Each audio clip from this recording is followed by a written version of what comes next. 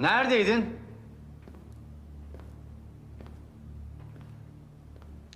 Bay Karasoy'la yürüyüşe çıkmıştım. Yürüyüşün sırası mı şimdi?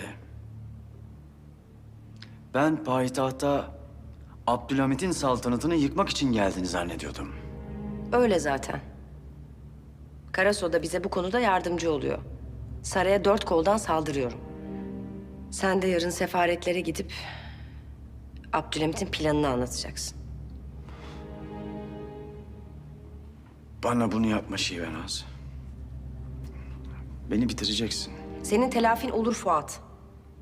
Ama İngilizlerle Rusların Osmanlı'yı paylaşacakları Reval görüşmesinin telafisi olmayabilir. Biz bunu göz